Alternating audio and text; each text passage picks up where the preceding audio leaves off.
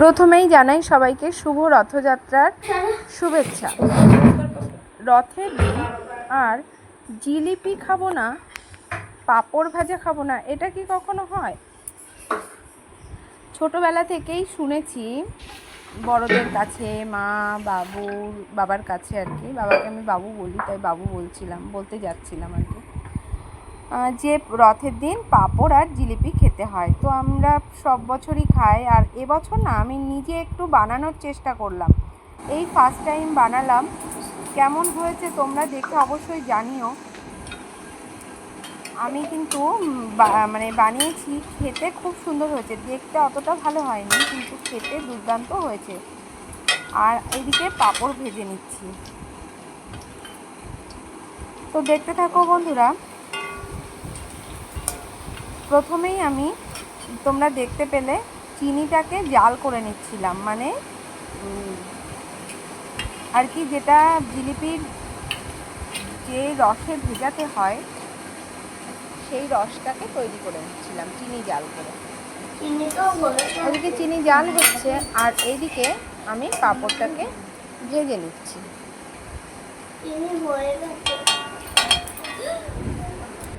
আর এই দেখো চিনি কিন্তু ফুটছে, যখন আঠা আঠা ভাব চলে আসবে তখন কিন্তু আমি এটা বন্ধ করে দেব। ইন্ডাকশানেই করে নিচ্ছিলাম চিনির জালটা। আর আমি এখানে একটা প্লেটের মধ্যে নিয়ে নিচ্ছি টক দই।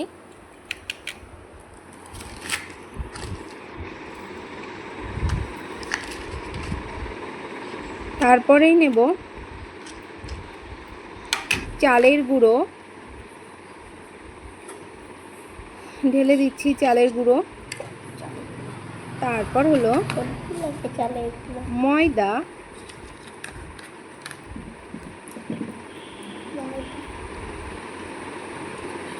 এবার দেব ঘি,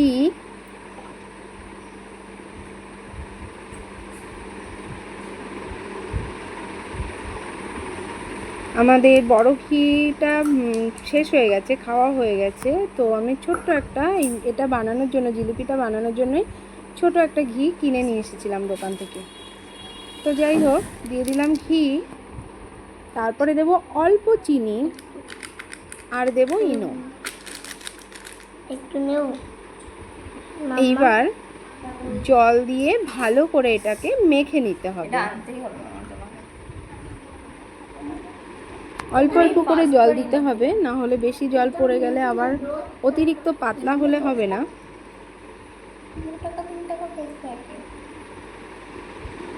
আর ঠিক মাখাটা এই রকমই হবে, এর থেকে পাতলা হলে হবে না, কিংবা একটু গাঢ় হলেও হবে না। তো তারপরে না, আমার তেমন কোনো বোতল বা পাত্র ছিল না, আমি একটা প্লাস্টিকের মধ্যে গোলাটা নিয়ে তারপরে প্লাস্টিকটা একটু ছিদ্র করে বানিয়ে ফেলেছিলাম। তো দেখো, এই যে আমি বানিয়ে নিয়েছি। তো দেখতে তেমন একটা ভালো হয়নি, যেহেতু ফার্স্ট টাইম বানিয়েছি, কিন্তু খেতে খুব সুন্দর হয়েছিল।